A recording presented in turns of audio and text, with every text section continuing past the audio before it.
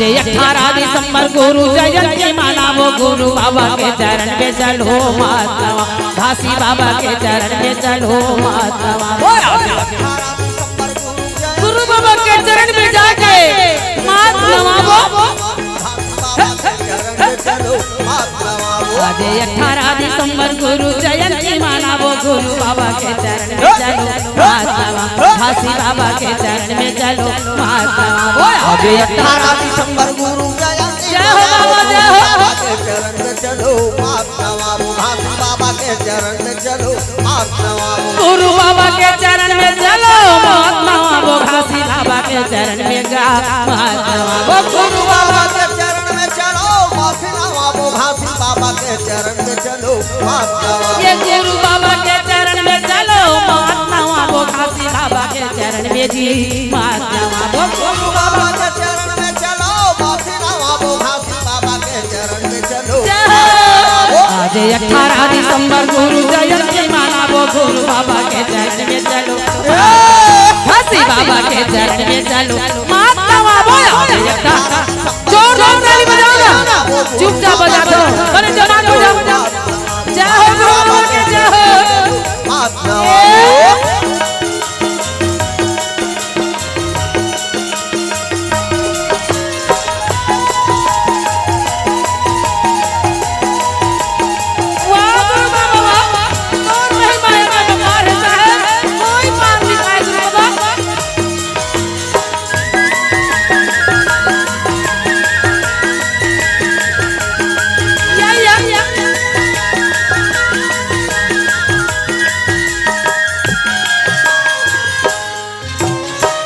भर के चूरा मिला खंबा तेरा जाबोगा खंबा तेरा जाबो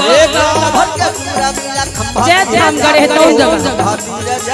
ये काम भर के चूरा मिला खंबा तेरा जाबोगा खंबा तेरा जाबो भर के चूरा मिला सब कोई जाबो सब कोई भतीरा जाबो ये मन के दर्द गुरु बाबा बताबोगा बाबा बताबो मन के दर्द गुरु बाबा जय हो बाबा जय हो बताबो ये गुरुला बताबोगा बाबा बताबो ये गुरुला बताबोगा बाबा देखो भतीरा जाके चलो क्रिया रखाबो गुरु बाबा के चरण में चलो घासी बाबा के चरण में चलो माता दिसंबर गुरु जयंती मनावो गुरु बाबा के चरण में चलो घासी बाबा के चरण में चलो जय हो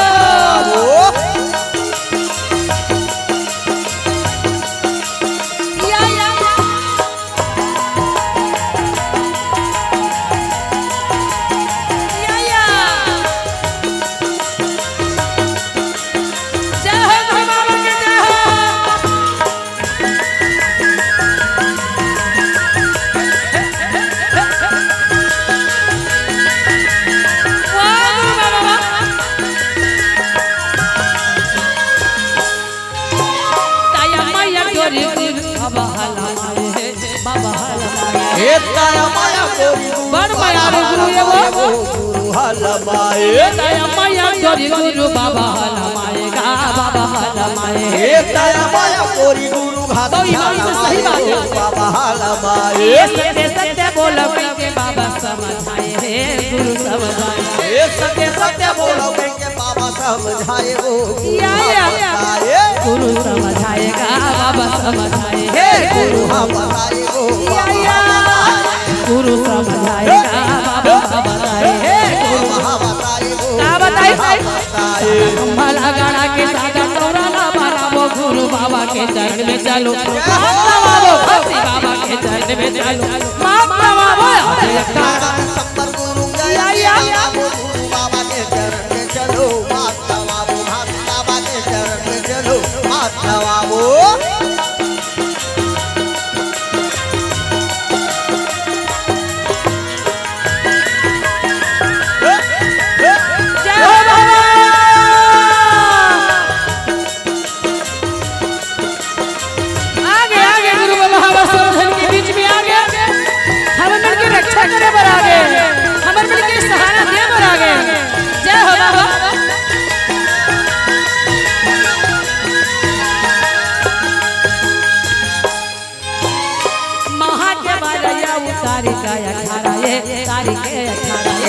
कोई बात से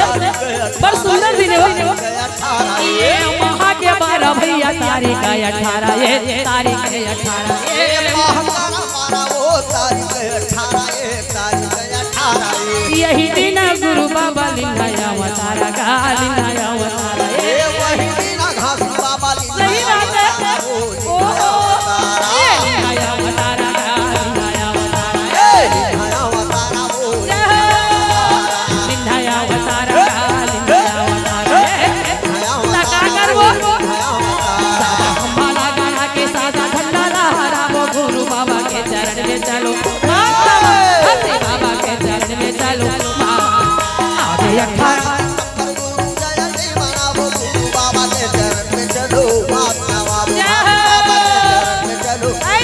18 दिसंबर गुरु जयंती मनावो गुरु बाबा के चरण में चलो झांसी बाबा के चरण में चलो बोलो 18 दिसंबर गुरु जयंती मनावो गुरु बाबा के चरण में चलो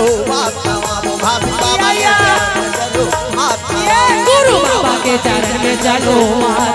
झांसी बाबा के चरण में चलो गुरु बाबा के चरण में चलो झांसी बाबा के चरण में चलो गुरु बाबा के चरण में चलो झांसी बाबा के चरण में चलो बोल गुरु घरदास बाबा की जय एक बार जोरदार ताली बजा दो।